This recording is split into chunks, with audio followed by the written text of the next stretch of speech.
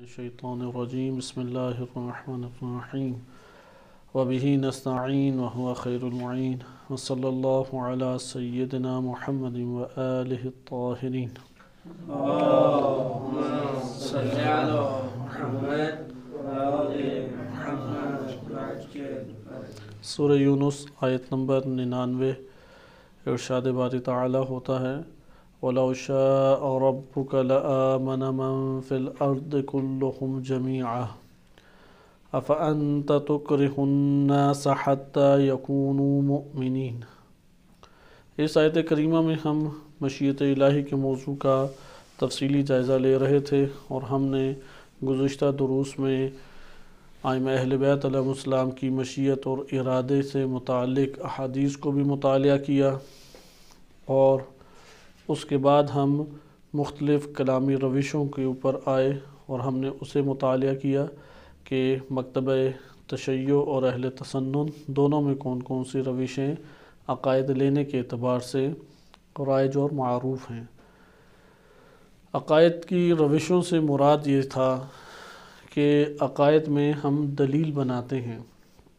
مثال کے طور پہ آپ نے ایک فقہی حکم کو لے لیں کہ آپ یہ کہتے ہیں کہ خون نجس ہے، یا یہ حکم شرعی آپ لیتے ہیں کہ نماز پڑھنا واجب ہے، تو ادھر سوال پوچھا جاتا ہے کہ اس کے اوپر دلیل کیا ہے، تو آپ اس کی دلیل کے طور پہ کہتے ہیں کہ شارع نے مثلا قرآنی آیت یا روایت میں اس کا تذکرہ وارد ہوا ہے، یہ ایک دلیل ہے. اگر دلیل نہ ہوتی تو اس حکم کی کوئی حیثیت ہوتی؟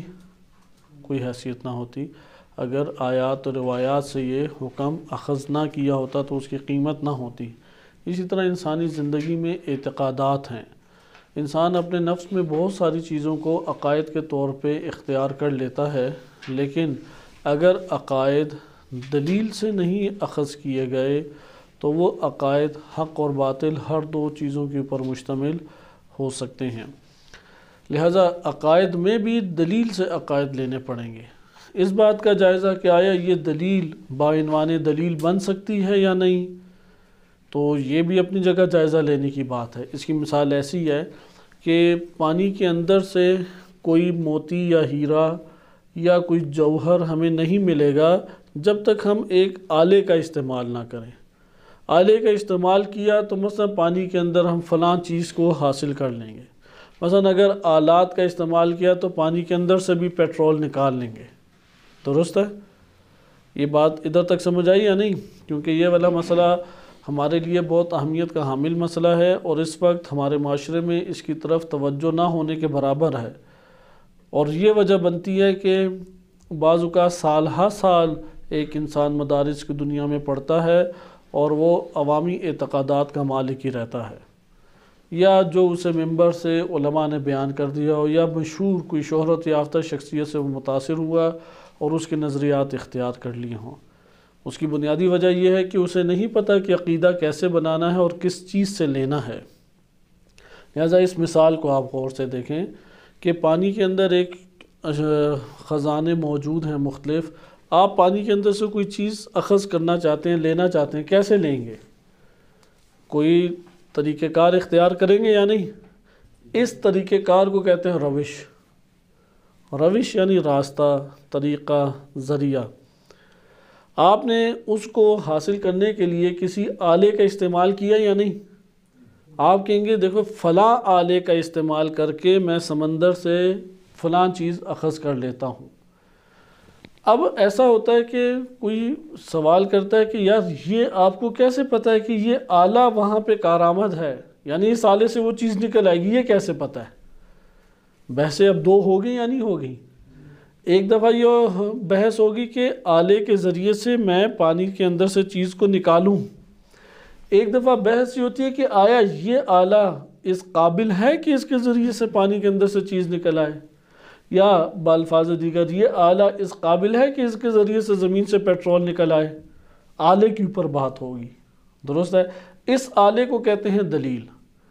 ایک دفعہ ہم کہتے ہیں کہ عقائد دلیل سے لینے چاہیے، لیکن ادھر سوال پیدا ہوتا ہے کون سی دلیل یہ قابلیت رکھتی ہے، کون سی دلیل یہ حیثیت رکھتی ہے کہ اسے دلیل کے طور پہ عقائد میں استعمال کریں؟ دو بحثیں جدا ہو گئی یا نہیں؟ واضح نہیں یہ دو بحثیں؟ ہم یہاں پہ جس کی طرف اشارہ کر رہے ہیں وہ دوسری بحث ہے۔ پہلی بحث عمیق ہے اور تفصیلی بحث ہے۔ وہ کون کون سی چیزیں ہیں کہ جو بعنوان دلیل بن سکتی ہیں عقائد میں۔ ہم ابھی بحث کر رہے ہیں کہ دلیل کے ذریعے سے آپ عقائد کو حاصل کریں۔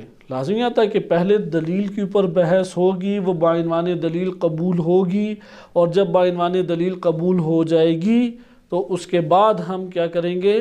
اس کو استعمال عقائد کے اس سمندر میں کریں گے اور اعتقادات اور افکار حاصل کریں گے۔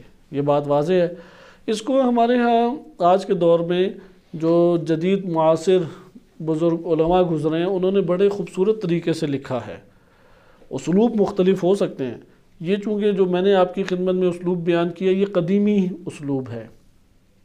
جدید علماء جیسے آیت اللہ مصباح یزدی رحمۃ اللہ علیہ یا شہید مطہری رحمۃ اللہ علیہ، یہ بزرگان اس طرح سے بحث کرتے ہیں کہ ایک حقیقت تک رسائی کیسے ہو سکتی ہے، حقیقت تک پہنچنے کے کیا کیا ذرائع ہیں، پھر وہ صرف ان ذرائع کو لے کے آتے ہیں جو سب کی نگاہ میں یقینی ہیں، اور اس کے ضمن میں ان ذرائع کا بھی تذکرہ کر دیتے ہیں کہ جو قابل بحث ہیں، احتیاج کے قابل ہیں کہ انہیں ثابت کیا جائے۔ لیکن یہ بات اپنی جگہ پہ لازمی ہے کہ ہم ان دو طریقوں سے عقائد میں بحث کریں۔ عقائد کا موضوع بہت محتاط اور بہت حساس موضوع ہے، لہذا اولاً عقائد بدون دلیل اخذ نہیں ہو سکتے۔ اس لیے اپنے وجود کے اندر جھانک کے دیکھیں کن اعتقادات اور افکار کی دلیل ہمارے پاس موجود ہے، اور یہاں پہ جب انسان پہنچتا ہے تو وہاں پہ اپنے آپ کو بہت بیچارہ پاتا ہے، بہت محدود، بہت مختصر اور جہالت سے اپنے آپ کو تعبیر کرتا ہے، اور ادھر وہاں پہ وہ مزید حساس ہو جاتا ہے کہ میں جو کچھ بھی لوں یا قرآن کے ذریعے سے لوں یا روایات اہل بیت علیہ السلام کے ذریعے سے یا عقلی دلیل میرے پاس بن جائے۔ لہذا جو اس چیز کے پیچھے نہیں پڑتا وہ پھر ہمجن رعا، یعنی ہر جگہ سے کچھ نہ کچھ اس نے لیا ہوا ہوتا ہے، کچھ پتہ نہیں اس کا ہوتا کون سی بات کہاں پہ کرے، کس طرح کی چیز کو کیسے اختیار کرے۔ ایسے فرد سے آپ گفتگو ہی نہیں کر پائیں گے۔ آپ ایک جانب سے بات کر رہے ہوں گے وہ دوسری جانب چلا جائے گا، کبھی وہ قرآن سے بات کر رہا ہے اس کے بعد وہ پتہ لگا کہ اب عوام الناس کے عقیدے کا مالک ہو گیا، آپ عوام الناس کے عقیدے کے اوپر گفتگو کریں گے، اس سے پتہ لگا وہ اب کسی عالم، خاص عالم کے نظریے کا قائل ہو گیا، تو آپ کہیں گے یار تمہارا طریقہ کار کیا عقائد لینے کا، کوئی سمجھ ہی نہیں آتی اس میں۔ روشن ہوئی یہ بات؟ یہ میں اس لیے تکرار مختلف اسلوب میں کر رہا ہوں، اس کا خلا آج ہمارے معاشرے میں بہت زیادہ پایا جاتا ہے۔ ہمارے معاشرے میں چونکہ حوزہ جات علمیہ میں بھی فقہ اور اصول کا رواج زیادہ ہے، اور عقائد جو پڑھائے جاتے ہیں وہ شیخ طوسی اور علامہ حلی رحمہم اللہ کے کلام کے ذیل میں ہے، تو اس کے نتیجے میں ایک طالب علم یہی سمجھتا ہے کہ میں شیخ طوسی کو حل کر لوں، انہیں حل کر لیا تو بس کافی ہے، یا علامہ حلی کو پڑھ لیا بس کافی ہے۔ اس لیے جب بحث ہوتی ہے اعتقادات میں تو فوراً کہتا ہے شیخ مفید یہ کہتے تھے، علامہ حلی یہ کہتے تھے، فلاں یہ کہتے تھے، بس اس کی یہاں پہ آ کے گفتگو تمام اور کامل ہو جاتی ہے۔ اور یہ اسلوب بلا شک و شبہ انسان کو نجات نہیں دیتا، کیونکہ عالم بما ہوا عالم، ایک عالم وہ دلیل کبھی نہیں ہوتا۔ دلیل وہ چیز بنتی ہے کہ جس کے اندر دلیل بننے کی صلاحیت ہو، اس لیے وہ پہلے مرحلے میں یہ بحث ہمارے لیے ضروری ہے۔ اس کو ہم کہتے ہیں علم کلام میں کون سی اشیاء دلیل بن سکتی ہیں۔ ہمارے قدیم علماء نے اس کے اوپر بحث کی ہے۔ آج کے دور میں اصول فقہ میں بعض ایسے قاعدے آپ پڑھ لیتے ہیں، علم حدیث میں اس سے مربوط بعض قواعد پڑھ لیتے ہیں، لیکن اس کے باوجود عقائد کے اندر یہ بحث کرنے کی شدید ضرورت ہے کہ ایک شاید دلیل، کون سی دلیل بن سکتی ہے عقائد میں، کیونکہ ہر قسم کی دلیل ممکن ہے۔ ایک چیز یا ایک بات وہ علم نحو میں دلیل بن سکتی ہو، عقائد میں دلیل نہ بن سکتی ہو، ممکن ہے ایک علم فقہ میں دلیل بن سکتی ہو لیکن علم عقائد میں وہ دلیل نہیں بن سکتی۔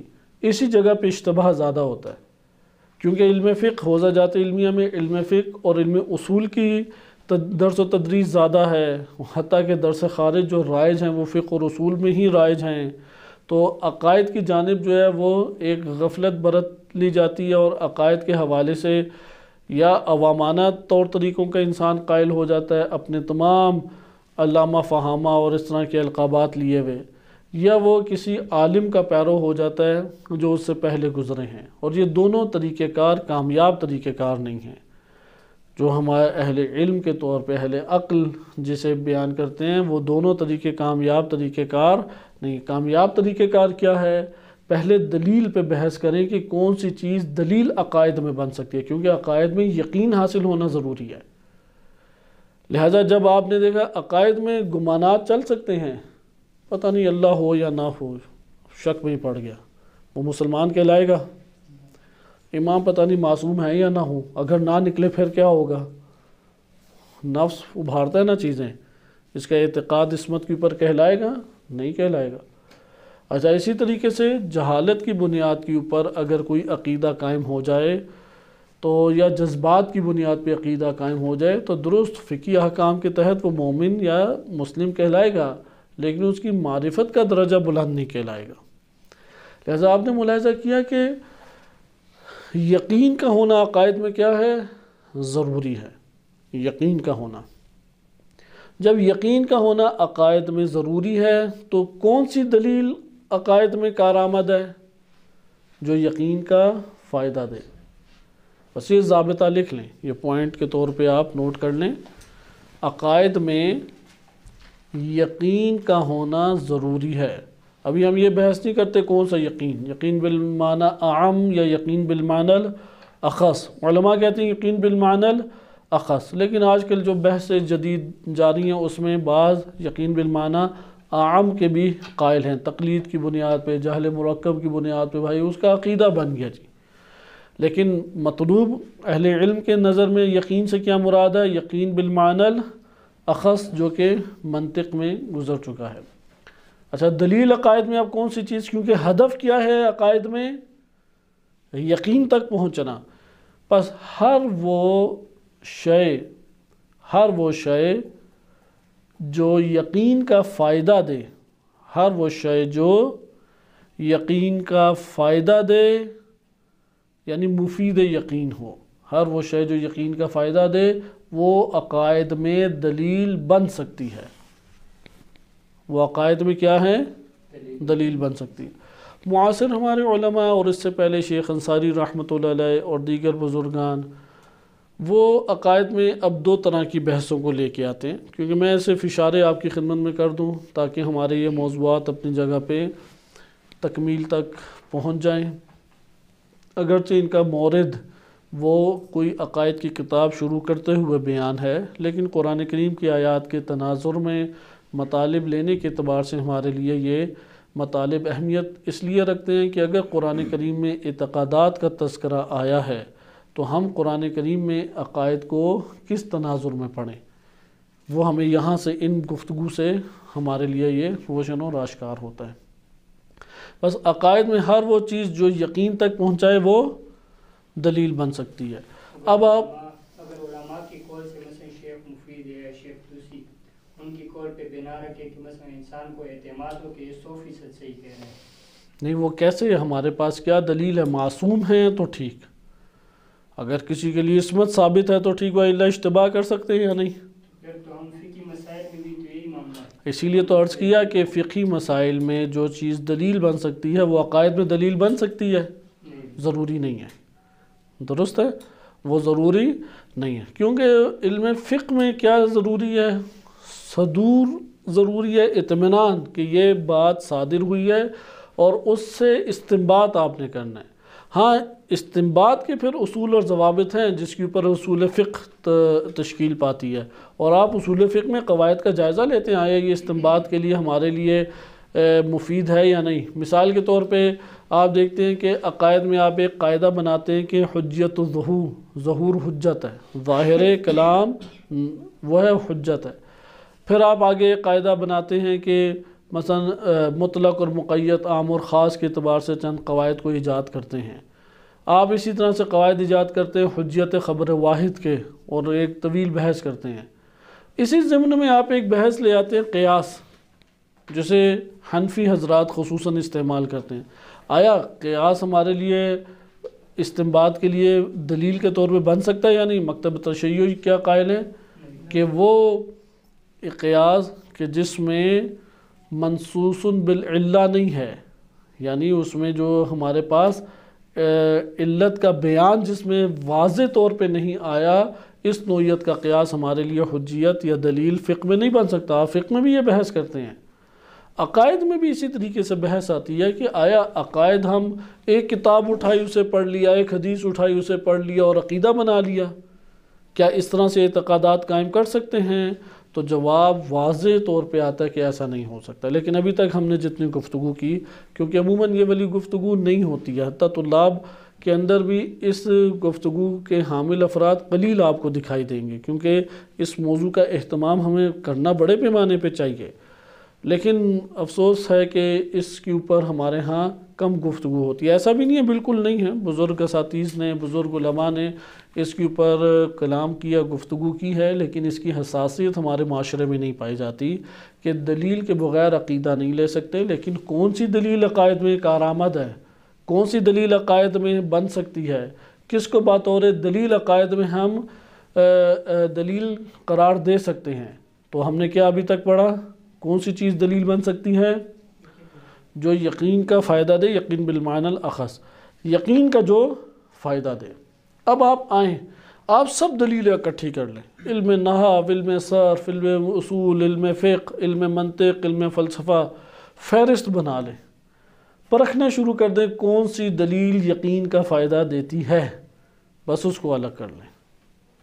مثال کے طور پہ منطق میں ہم نے برہان پڑھا، جیسے میتھمیٹکس میں ہم پڑھتے ہیں کہ اگر ہم نے مائنس کرنا ہو تو بڑی رقم اوپر لکھتے ہیں یا نیچے؟ اوپر لکھتے ہیں، چھوٹی رقم نیچے لکھتے ہیں، اور پھر نتیجہ آتا ہے۔ یہ شکل ہو گئی اس کی نا۔ اس کے اندر اب عدد میں مواد کون سا جائے؟ کوئی بھی عدد کا مواد ہو سکتا ہے، 1000 ہو، لاکھ ہو، مثلا 2 لاکھ ہو، کوئی بھی عدد لکھ سکتے ہیں نا آپ۔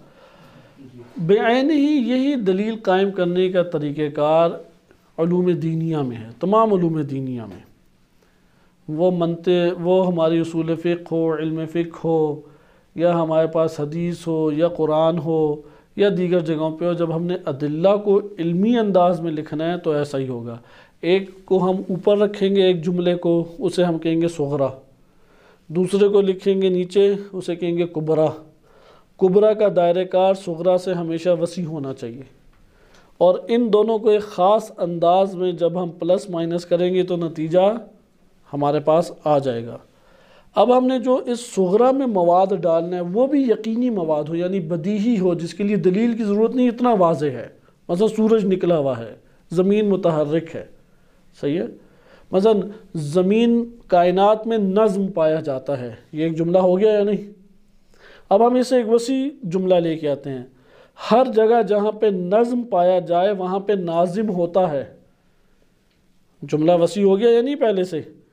اس سے نتیجہ حاصل ہو جائے گا، کائنات میں ناظم کا ہونا ضروری ہے، جس نے نظم برپا کیا ہوا ہے۔ درست سمجھ آ گئی یہ بات؟ یہاں پہ یہ کہتے ہیں کہ اگر پہلے مقدمے کا، یعنی پہلے جسے صغریٰ قرار دیا، اس کا مواد بھی یقینی ہو، اور جو کبریٰ ہے اس کا مواد بھی یقینی ہو، 2 شرطیں ہو گئیں۔ تیسری شرط، اور ترتیب بھی قواعد اور قوانین کے مطابق ہو، جیسے میتھمیٹکس میں آپ نے پڑھا بڑی اوپر رقم ہو، چھوٹی رقم نیچے ہو، ادھر بھی قواعد منطق کے مطابق ترتیب ہو، کیونکہ ترتیب آگے پیچھے ہو تب بھی نتیجہ صحیح نہیں ملے گا۔ ترتیب قواعد کے مطابق ہو تو آپ کو نتیجہ حتماً و حتماً ملے گا، اضطراری طور پہ، چاہیں نہ چاہیں آپ کو نتیجہ صحیح اور یقینی ملے گا۔ بس یہاں پہ آپ نے دیکھا، اسے کہتے ہیں عقلی دلیل۔ یہ جو میں نے مطلب بیان کیا، اسے کیا کہا؟ اگر صغریٰ وہ بھی واضح اور یقینی مواد پر مشتمل ہو، کبریٰ وہ بھی واضح اور یقینی مواد پر مشتمل ہو، نمبر 3 ترتیب بھی درست ہو، تو جو نتیجہ نکلے گا وہ نتیجہ کیا کہلائے گا؟ عقلی نتیجہ کہلائے گا۔ یہ نوٹ کر لیں، پہلی دلیل ہمارے پاس جو عقائد میں یقین بالمعنی اخذ تک پہنچاتی ہے اسے عقلی دلیل کہتے ہیں۔ وہ کیا ہے؟ عقلی دلیل۔ عقلی دلیل میں 3 چیزیں ضروری ہیں، عقلی دلیل میں 3 چیزیں ضروری ہیں۔ نمبر 1، صغرا یقینی ہو، یقینی مواد پر مشتمل ہو۔ نمبر 2، کبرا بھی یقینی مواد پر مشتمل ہو۔ نمبر 3، ترتیب بھی مطابق قواعد و اصول منطقیہ ہو، یعنی قواعد اور اصول کے مطابق ترتیب ہو، تو جو نتیجہ نکلے گا وہ عقلی نتیجہ کہلائے گا۔ بالفاظ دیگر، یہ جملہ ضرور لکھیں، بالفاظ دیگر برہان منطقی کو عقلی دلیل کہا جاتا ہے۔ ادھر بڑا یہ سوال پیدا ہوتا ہے کہ میری عقل تو یہ کہتی ہے، اگلا کہے کہ نہیں میری عقل تو یہ کہتی ہے، خصوصاً عقائد میں یہ بڑی بحث ہو جاتی ہے، تمہاری عقل جو مرضی کہتی ہے، میری عقل تو یہی کہتی ہے۔ تو اسے کہ نہ تمہاری عقل نہ میری عقل، بلکہ وہ جو برہان منطقی ہے اسے کہتے ہیں دلیل عقلی۔ دلیل عقلی یعنی علم اصول فقہ میں دلیل عقلی سے مراد کچھ اور ہے، اور عقائد میں دلیل عقلی سے مراد کچھ اور ہے، کیونکہ اصول فقہ میں دلیل عقلی کسے کہتے ہیں کہ ہر وہ ضابطہ جو عقلی ہو اور استنباط حکم شرعی میں کارآمد ہو۔ ادھر یہ شرط ہے اس کے لیے کہ استنباط حکم شرعی میں کارآمد ہو، ادھر کوئی ایسی شرط نہیں ہے۔ ادھر کیا شرط ہے؟ بس برہان منطقی کو کیا کہیں گے؟ دلیل عقلی۔ دلیل عقلی یقین کا فائدہ دیتی ہے کیونکہ اس کے مقدمات ہی یقینی ہوتے ہیں۔ نمبر 2 جو یقین کا فائدہ دیتی ہے ہمیں وہ ہے خبر متواتر، یعنی ایک خبر یا ایک حدیث وہ اتنے راویوں نے بیان کی ہو کہ ان سب کا جھوٹ پر جمع ہونے کا احتمال انسان نہ دے، وہ اتنے افراد نے وہ خبر ہمیں سنائی ہو کہ خبر متواتر یعنی ایک ایسی خبر جو اتنی بڑی تعداد نے ہمیں سنائی ہے کہ ہم ان سب کا جھوٹ کے اوپر جمع ہونے کا احتمال نہیں دیتے، ان سب کے جھوٹ پر جمع ہونے کا احتمال نہیں دیتے۔ مثال کے طور پہ ابھی امریکہ ہے، ایک نے کہا کہ امریکہ نے حملہ کیا افغانستان پہ، عراق پہ، دوسرے نے کہا، تیسرے نے، ایک چینل والا کہہ رہا ہے، دوسرے چینل والا، اور سب چینل والوں کو دیکھیں ان میں عادل بھی آپ کو نہیں دکھائی دیں گے، سارے مسلم بھی نہیں دکھائی دیں گے۔ اب آپ کو یقین ہو جاتا ہے، آپ میں سے کس نے جا کے دیکھا کہ امریکہ اس خطے میں موجود ہے؟ کسی نے دیکھا ہے؟ کیسے پھر امریکہ کا آپ کو یقین ہو گیا کہ ہے؟ یہ تواتر، یعنی اتنی بڑی تعداد نے آپ کو خبر دی ہے کہ آپ کو اس بڑی تعداد کے عدد کی وجہ سے کہ آپ کہتے ہیں کہ یہ احتمال نہیں پایا جاتا کہ سب بھی جھوٹ بول رہے ہوں، تو اس وجہ سے آپ کو یہ حاصل ہوگی۔ دوسری ہمارے پاس بس دلیل کیا ہوگی جو عقائد میں یقین کا فائدہ دیتی ہے؟ تواتر۔ تیسری چیز جو یقین کا فائدہ دیتی ہے، ایسی خبر واحد جو قرائن کی وجہ سے یقین کا فائدہ دے، جو قرائن کی وجہ سے یقین کا فائدہ دے، اسے کہتے ہیں خبر واحد محفوف بالقرینہ یا المحتف بالقرائن۔ مثال کے طور پہ، مثال آپ ذرا توجہ کریں، یہ علماء مثالیں دیتے ہیں، مثالوں میں ایک جگہ سے آپ اعتراضات کر سکتے ہیں، دوسری جگہ سے معنی کو قریب کرتی ہے، مثال معنی کو قریب کرنے کے لیے۔ مثلا خبر واحد خود یقین کا فائدہ نہیں دیتی، یہ علمی دنیا میں بیان ہو چکا ہے۔ خبر واحد سے مراد یہ نہیں ہے کہ ایک بندے کی خبر، ترجمہ نہیں کرنا خبر واحد کا، صحیح ہے؟ خبر واحد تواتر کہتے ہیں تسلسل کو، ادھر ترجمہ کر سکتے ہیں، تسلسل سے لوگوں کے عدد کے اعتبار سے آپ تک خبر آئی، لیکن خبر الواحد میں آپ نے واحد کا ترجمہ نہیں کرنا، ایک بندے کی خبر وہ خبر واحد کہلائے گی نہیں۔ ہر وہ خبر جو تواتر کی مقدار تک نہ پہنچی ہو وہ خبر واحد کہلاتی ہے، جو تواتر کے درجے تک نہ پہنچی ہو، ہر وہ خبر جو تواتر کے درجے تک نہ پہنچی ہو وہ کیا کہلائے گی؟ خبر واحد۔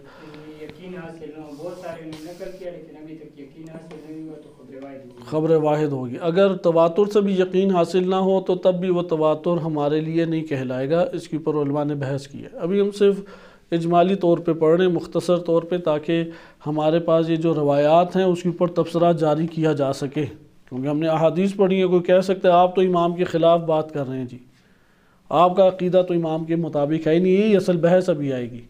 تو وہاں پہ اسی طرح سے جواب دیں گے کہ عقائد کیسے لینے چاہیے، یہ توحید کی مباحث، صفات الہی کی مباحث، یہ عقائدی مباحث ہیں۔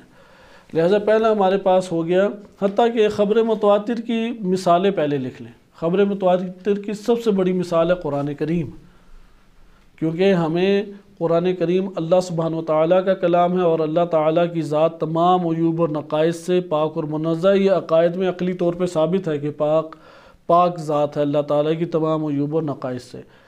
تو لہٰذا قرآن کریم ہمارے لیے کیوں حجیت رکھتا ہے؟ کیونکہ تواتر کے ساتھ پہنچا ہے۔ خبر متواتر کی پہلی مثال ہمارے پاس کیا ہے؟ قرآن کریم۔ اسی طرح سے وہ احادیث جس میں ہر طبقے میں اتنے تعداد راویوں کی ہو کہ ان راویوں کے عدد کی وجہ سے ہمیں حدیث کا ائمہ اہل بیت علیہم السلام سے صادر ہونے کا یقین حاصل ہو جائے۔ یعنی اس جملے کو ذرا اسی طرح نپے تلے الفاظ کے ساتھ لکھیں کہ احادیث میں تواتر کیسے ہوتا ہے۔ احادیث میں تواتر سے مراد ہے ہر طبقے میں اتنی تعداد راویوں کی ہو کہ ان راویوں کے کثیر العدد ہونے کی وجہ سے ہمیں یہ اطمینان حاصل ہو جائے کہ یہ معنی یا یہ کلام وہ معصوم ذات سے صادر ہوا ہے۔ درست ہے؟ یہ خبر ہے۔ جیسے من کنتم مولاہ فہذا علی مولا، شیعہ سنی دونوں کی نظر میں تواتر رکھا ہے، تواتر معنوی ہے۔ الفاظ تھوڑے آگے پیچھے ہیں، بعض جگہوں پہ من کنتم مولا فہذا علی مولا، بعض جگہوں پہ من کنتم مولا فعلی مولاہ، اس طرح سے الفاظ تھوڑے سے پیچھے، لیکن معنی سب جگہ ایک ہے۔ اب یہ آپ صحابہ کے طبقے میں دیکھیں تو آپ کو 70 سے اوپر صحابہ مل جاتے ہیں۔ میر حسین کلی حمدانی رحمۃ اللہ علیہ بزرگ عالم دین گزرے، ابقات الانوار میں انہوں نے اسانید ساری اس حدیث کی جمع کی ہیں۔ صحابہ کی کتنی تعداد ہے؟ بعض نے 110 سے اوپر صحابہ شمار کی ہیں۔ اگر 4-5 سے اوپر ہوں نا بندے، تو بندے کو ایک نوع اعتماد حاصل ہو جاتا ہے۔ ابھی میں خبر واحد کی ذیل میں آپ کو مثال بیان کروں گا تو آپ کے لیے آشکار ہو جائے گا۔ پھر آپ کے لیے عن جہاں پہ آ جائے وہاں پہ فوراً آپ کو حدیث نہیں لگے گی۔ ابھی تو ہمارا ایک نفسیاتی معاشرے کا نفسیاتی مسئلہ ہے۔ آپ خود سے سند بنا سکتے ہیں، آپ عن کر کے لکھیں تو پھر کہیں گے امام صادق علیہ السلام نے فرمایا، وہ کہے گا ہاں یہ تو بالکل امام ہی نے فرمایا ہے۔ دلیل کیا ہے؟ یہ دیکھو عن کہہ کے ساری بات ہو رہی ہے۔ تو عن کہنے سے حدیث نہیں ہو جاتی امام معصوم کی۔ اس لیے ابھی تواتر کی سے ہر طبقے میں کس طرح راوی یقین کا فائدہ دیتا ہے، اگلے اس میں آپ کو مثال سے سمجھ آئے گا۔ لیکن ادھر دیکھیں من کنتم مولا فہذا علی مولا، اب یہ قرآن میں وارد نہیں ہوا امام علی علیہ السلام کا نام لے کے واضح طور پہ ان الفاظ کے ساتھ کہ من کنتم مولا فہذا علی مولا، یہ نبی صلی اللہ علیہ وسلم کے لسان اطہر سے صادر ہوا ہے۔ لیکن ہم تک کیسے پہنچا؟ ہم میں سے تو کسی نے نبی اکرم صلی اللہ علیہ وسلم سے براہ راست سنا نہیں ہے۔ ہم تک اس طرح پہنچا کہ جن لوگوں نے سنا تھا وہ تھے صحابہ کرام۔ انہوں نے اس میں 110 یا 70 سے اوپر صحابہ نے اس کو نقل کیا۔ صحابہ سے کس نے لے لیا؟ تابعین نے۔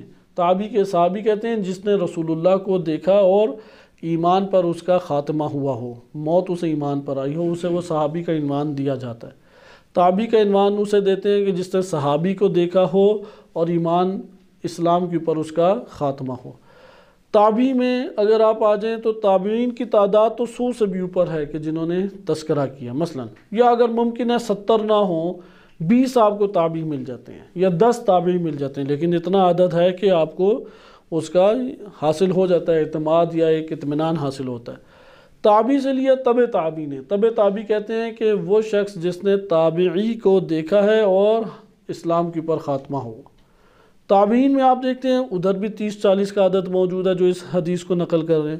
پھر آ جاتے ہیں محدثین کا دور، مثلا ابن ابی شیبہ ہے، اس نے المصنف میں، یا اسی طریقے سے ہمارے پاس مسلم ہے، بخاری ہے، مسند احمد بن حنبل ہے، یا اس طرح دیگر ہمارے پاس مختلف قسم کی اہل سنت شیعہ دونوں کی احادیث کی کتب ہیں محدثین کی۔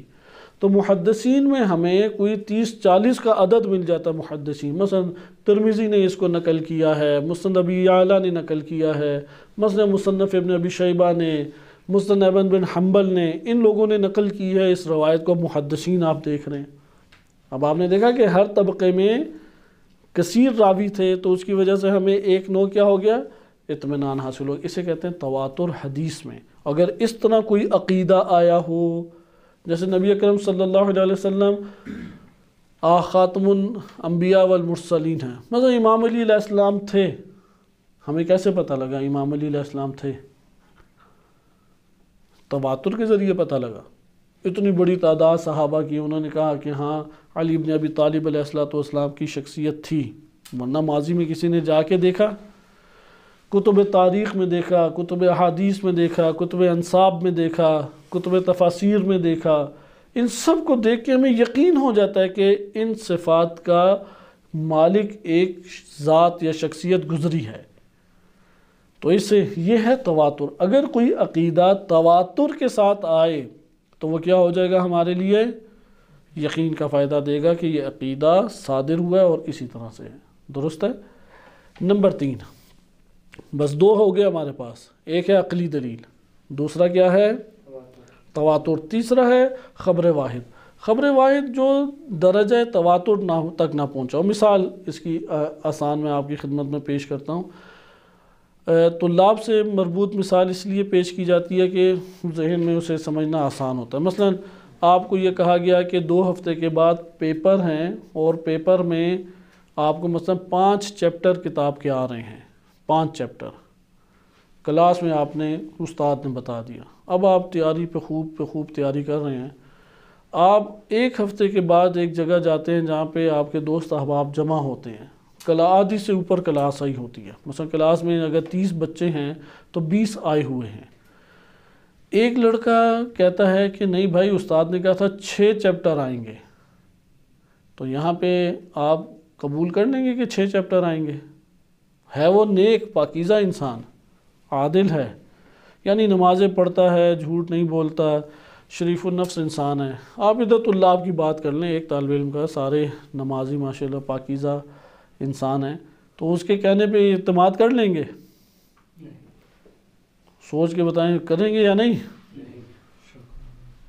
یا اقامے کی مثال لے لیں کہ آپ کو ایک آگے کہتے ہیں اقامہ ہو گیا، فوراً آپ یقین کر لیں گے؟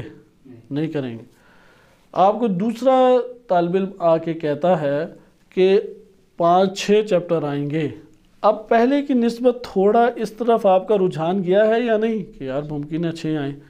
لیکن قوت کس کو حاصل ہے؟ 5 چیپٹر والے بات کو یا 6 چیپٹر والی بات کو؟ 5 والی کو. لیکن جیسے جیسے عدد اوپر جاتا جائے گا ویسے ویسے رجحان 6 کی طرف آپ کا جاتا جائے گا یا نہیں؟ یہاں تک کہ اگر اتنے افراد کہیں کہ آپ کو یقین حاصل ہو جائے کہ 6 چیپٹر آئیں گے، اسے کہیں گے تواتر. اسے کیا کہیں گے؟ تواتر. لیکن اگر آپ کا اتنے عدد نہیں، مثلا 5 لڑکوں نے کہا، پھر بھی آپ کہتے ہیں یار میں ایک دفعہ استاد سے پوچھ ہی لوں. کہتے ہیں نا 5 لڑکوں نے کہا کہ نہیں بھائی 6 چیپٹر آ رہے ہیں. تو اب آپ کا گمان کیا ہو گیا؟ 6 کی طرف. ضعیف گمان کیا ہو گیا؟ 5 کا. زیادہ رجحان کس کی طرف بڑھ گیا؟ 6 کا. یہ جو زیادہ رجحان بڑھا ہے اسے کہتے ہیں خبر واحد. خبر واحد ہمیشہ کس کا فائدہ دیتی ہے؟ ظن کا. میں مثال اس کی آسان آپ کی خدمت میں دیتا ہوں. ایک روایت آ کے کہتی ہے امام صادق علیہ السلام نے فرمایا ہے کہ دور امام زمان علیہ السلام جب ظہور فرمائیں گے، اگر پتھر کے پیچھے بھی کوئی مشرک چھپا ہوا تو پتھر کہے گا مومن کو کہ میرے پیچھے مشرک یا فاسق ہے، جاؤ قتل کر دو. اب یہ ایک مضمون ہوا یا نہیں؟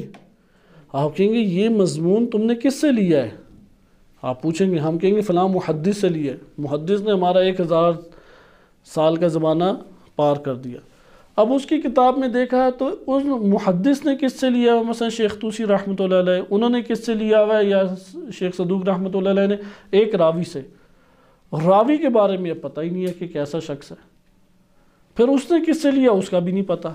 اس نے کس سے لیا ہے، وہ مثلا ابو بصیر ہیں، ان کا پتہ ہے کہ ہاں یہ نیک اور عادل شخص ہے. یہاں پہ آپ کو یقین حاصل ہو جائے گا کہ امام معصوم نے یہ بات فرمائی ہے. یا گمان حاصل ہوگا؟ ادھر ویسے ہمیں کیا ہوتا ہے، یقین حاصل ہو جاتا ہے، اصل میں گمان حاصل ہونا چاہیے کہ کیسے آپ نے کہا کہ امام معصوم کی ہے. محدث نے نقل کیا اگر ایک نیک عادل بندہ بھی ادھر گواہی دیتا تھا تو آپ اس کی بات پہ عموماً اپنی زندگی میں نہیں یقین کرتے، تو ادھر آپ نے کیوں یقین کر لیا؟ ادھر اسے اصل میں شبہ لاحق ہے. اس نے محدثین کو مثل معصوم سمجھا ہوا ہے، اور جو راوی بھی بیان کرتا ہے وہ کہتا ہے کہ نہیں یہ سارے پہنچے ہوئے بزرگ تھے، یہ ایک اس نے اپنے اندر اشتباہ کو ایجاد کیا ہوا ہے. وَإِلَّا وہ سارے کی ساری بعض شخصیات تو شیخ رشید سے بھی گزری ہوئی تھیں، گزری تھیں جو پاکستان کے ہیں. مثلا اگر سند ایسی ہو کہ شیخ رشید نے نقل کیا ہے نواز شریف سے، نواز شریف نے نقل کیا ہے زرداری سے، زرداری نے نقل کیا ہے بلاول سے، اور بلاول جو ہے وہ کہتے ہیں کہ میں نے براہ راست امام علی علیہ السلام سے سنا ہے، تو یقین کریں گے آپ؟ بعض واقعی سندیں اسی طریقے سے ہیں، ان میں راویوں کی حالت ایسی نوعیت کے افراد جیسی ہے، یعنی وہ بعض فاسق ہیں، بعض جھوٹے ہیں، بعض کذاب ہیں، تو وہاں سے ہمیں یقین حاصل نہیں ہوتا. بس خبر واحد عقائد میں ہمیں یقین کا فائدہ دے سکتی ہے؟ نہیں دے سکتی. لیکن اگر خبر واحد کے ساتھ کچھ قرائن مل جائیں، جن قرائن کی وجہ سے آپ کو اطمینان حاصل ہو جائے، اس کی مثال عام عادی، دیکھیں عادی زندگی سے آپ چلیں گے تو وہ راوی حل ہوں گے، وَإِلَّا راویوں کے اوپر حسن ظن رکھنے سے وہ راوی پاکیزہ نہیں ہو جاتا. صحیح ہے؟ عام عادی حالت آپ دیکھیں، آپ اپنے محلے میں ایک گلی سے گزرتے ہیں تو رونے دھونے کی آواز آتی ہے. اب آپ جب مثلا اپنے گھر کی طرف آ رہے ہیں، 2 گلیاں گزرے ہیں، 4 گلیوں کے بعد آپ کا گھر ہے، 2 گزرے ہیں، تو پہلی گلی میں ہی آپ کو، جو پہلی گلی تھی جہاں سے گزرے تھے، وہاں پہ آپ کو رونے دھونے کی آواز آئی. تو آپ نے پوچھا کیا ہوا؟ آگے ایک بندہ آ رہا تھا، تو آپ نے وہ بندہ کہتا ہے کہ یہاں پہ ایک شخص ہے، اس کا بیٹا وفات پا گیا. آپ کو یقین ہو جائے گا یا محسوس کریں گے یار میں تھوڑی اور تصدیق کروں؟ کیا اپنے نفس میں پائیں گے؟ تصدیق کا پائیں گے نا مادہ. تھوڑا آگے گئے ہیں گھر میں تو بھائی تھا، آپ نے بھائی سے بھی پوچھا تو اس نے کہا ہاں اس شخص کا بیٹا وفات پا گیا. اب پہلے کی نسبت رجحان بڑھ گیا، لیکن پھر بھی ایک اندر احساس پا رہے ہیں مزید تصدیق کا یا نہیں. اتنے میں آپ دیکھتے ہیں کہ ایک بوڑھا شخص ہے، گریبان اس کا چاک ہے، سر کے بال بکھرے میں ہیں اور رو دھو رہا ہے، پیٹ رہا ہے. اسے دیکھ کے آپ کو یقین ہو جائے گا یا نہیں کہ یار یہ اس کا بیٹا ہی وفات پا گیا؟ صحیح ہے؟ یہ ہے قرائن. ادھر اب آپ نے نہیں مثال دینی یار ممکن ہے بھائی ہو پیچھے. بعض نے کتابوں میں اسی طرح بحث کی ہے جب یہ مثال دی گئی کہ اسے کیسے پتہ لگا بیٹا ہے، ممکن ہے اس بوڑھے کا بھائی ہوتا. تو یہاں پہ ہم مثال دی جاتی ہے معنی قریب کرنے کے لیے، نہ الجھانے کے لیے. قرائن سے ہمیں اندازہ ہو جاتا ہے چیزوں کا یا نہیں. بس ادھر جو قرینہ اگر نہ ملتا تو آپ کو گمان تھا، لیکن جب قرینہ آپ کے ساتھ مل گیا تو کیا ہو گیا؟ یقین. عقائد میں بھی اسی طریقے سے آپ نے دیکھا کہ یار ایک روایت آ رہی ہے وہ سندن ضعیف ہے. مثلا آیا کہ اللہ سبحانہ و تعالیٰ جو ہے وہ ہر شے کا علم رکھتا ہے. آپ نے بالفرض دیکھا کہ اس کی سند کیا ہے؟ ضعیف ہے، لیکن عقلی برہان کے علم مطابق ہے. تو یہ عقلی برہان کے مطابق ہونا قرینہ کبھی نہیں کر دے گا اسے، کیونکہ عقلی دلیل تو پہلے اسے یقین کا فائدہ دیتی تھی. یا آپ نے دیکھا کہ یہ قرآن کے عین مطابق ہے، یہ قرینہ بن گیا یا نہیں. یا آپ نے دیکھا خبر متواتر کے عین مطابق ہے، بن گیا قرینہ یا نہیں. یا آپ نے دیکھا کہ یہ چیز جو ہے وہ 1000 سال انسان سائنسی ٹیکنالوجی حاصل کرنے کے بعد، تحقیقات کے بعد یہ بات کر رہا ہے، تو یقیناً یہ بات کسی ایسے شخص نے کی ہے کہ جو بے انتہا علم اور فضل کا مالک ہے. یہ قرائن بن گئے یا نہیں؟ بس قرائن کے ملانے سے خبر واحد میں جبران ہو جاتا ہے اور وہ یقین کا فائدہ دیتی ہے. خالی خبر واحد یقین کا فائدہ نہیں. مثلا آپ الکافی کھولیے، ایک روایت آئی ہے اور آپ نے اس کے اوپر عقیدہ بنا لیا. یہ نوع عقیدہ بنانا کیا ہے؟ درست عمل نہیں ہے. لیکن سوال ادھر اس جگہ پہ آپ ملاحظہ کریں کہ ان دلیلوں میں سے مضبوط ترین دلیل کون سی ہے؟ کیونکہ بقیہ دلیلیں مکتب تشیع کی نظر میں قوت نہیں رکھتی. مکتب تشیع کی نظر میں عقلی دلیل سے عقیدہ بنایا جا سکتا ہے، قرآن کریم سے عقیدہ بنایا جا سکتا ہے، خبر متواتر حدیث میں عقیدہ بنایا جا سکتا ہے، یا خبر واحد جو محفوظ بالقرینہ ہو اس کی بنیاد پہ عقیدہ بنایا جا سکتا ہے۔ بقیہ چیزوں سے عقیدہ نہیں بنایا جا سکتا۔ اہل سنت اس میں ایڈ کرتے ہیں اجماع کو، اگر امت کا ایک مسئلے کے اوپر اجماع ہو تو عقیدہ بنایا جا سکتا ہے۔ شیعہ اس پہ اعتراض کرتے ہیں کہ اجماع سب خطا کے اوپر بھی ہو سکتے ہیں، جیسے شام والے تھے، سارے کے ساروں کا اجماع تھا کہ امام علی علیہ السلام جو ہیں وہ نعوذ باللہ خلیفہ سوم کے قاتل ہیں، تو یہ ان کا اجماع کوئی حقیقت کا رخ اختیار کر جائے گا؟ کوئی حقیقت اس سے نہیں بنتی۔ بہرحال شیعوں میں یہ 4 چیزیں جن سے عقیدے بن سکتے ہیں، لیکن ان 4 میں اگر آپ غور کریں، یقین کا حقیقت میں ان میں سے کون سی چیز فائدہ دے رہی ہے؟ کیونکہ برہان منطقی آپ کو ساتھ فہم کا فائدہ دیتی ہے، بقیہ 3 وہ ایک بات اور کلام کے صادر ہونے میں یقین کا فائدہ دیتے ہیں، یا کلام کا حقیقت کے مطابق ہونے میں یقین کا فائدہ دیتے ہیں؟ کیونکہ اس کا حقیقت کے عین مطابق ہمیں سمجھ آئے گی یا نہیں آئے گی، اس کے لیے تو ہمیں معرفت حاصل کرنے پڑے گی۔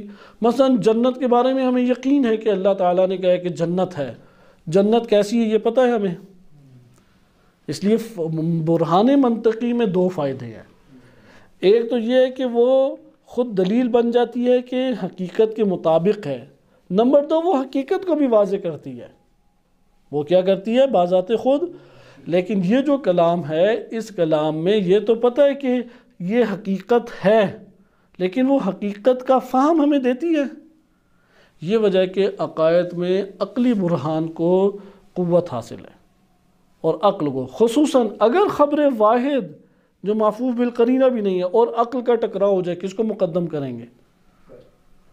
خبر واحد تو پہلے ہی ظن کا فائدہ دیتی تھی، قابل قبول نہیں تھی۔ بات واضح ہوئی؟ مشیت اور ارادے میں یہ ساری مباحث اسی طریقے سے ہیں۔ صحیح سند روایات اس میں قلیل ہیں، وہ بھی خبر واحد ہیں، محفوظ بالقرینہ نہیں ہیں۔ لہٰذا اگر عقل سے ٹکراؤ ہو کسی روایت کا تو اس جگہ پہ عقل سے ٹکراؤ کے نتیجے میں وہ تو روایت پہلے ہی عقائد میں استدلال اور دلیل کے قابل نہیں تھی، تو یہاں پہ اس کی یہ جو ٹکراؤ ہے اس میں ہم ترجیح کس کو دیں گے؟ عقل برہان عقلی کو ترجیح دیں گے۔ یہ وہ طریقہ کار ہے جو متکلمین جس کے قائل ہیں اور فلاسفہ جس کے قائل ہیں، جبکہ مدرسہ تفکیک والے وہ کہتے ہیں کہ جتنی بھی بہار میں حدیثیں آئی ہیں وہ تقریباً ساری معتبر ہیں، وہ امام سے صادر ہوئی ہیں اور وہ حقیقت کے عین مطابق ہیں، اور اسی کو ہمیں لے کے چلنا چاہیے۔ وہ عموماً بہار کی بات کرتے ہیں اور کتب اربعہ پہ تو بڑا گہرا اعتقاد رکھتے ہیں کہ یہ امام معصوم سے ساری آئی ہیں، اور ہم انہیں کہتے ہیں کہ اگر ہم اس بات کے قائل ہو جائیں تو متضاد نظریات کے مالک ہو جائیں گے۔ جیسے شیخ مفید کا آپ تبصرہ پہلے پڑھ چکے ہیں، جو شیخ صدوق رحمۃ اللہ علیہ کے قول کے رد میں انہوں نے بیان کیا تھا۔ انشاءاللہ تعالی ہم اگلے درس میں اب روایات کی شرح کو پڑھیں گے، لیکن یہ شرح جو ہے ملا صدرہ کے منہج کے اوپر پڑھیں گے کہ ہم خبر واحد کے طور پہ قبول نہیں کر سکتے عقائد میں، اس لیے فقط حدیث کی آپ معتبر ہونا غیر معتبر ہونا عقائد میں کافی نہیں ہے، اس کا تواتر ہونا یا محفوظ بالقرینہ ہونا یا برہان عقلی کے اوپر اترنا یہ ضروری ہے۔ صلی اللہ علیہ سیدنا محمد وآلہ الطاہرین۔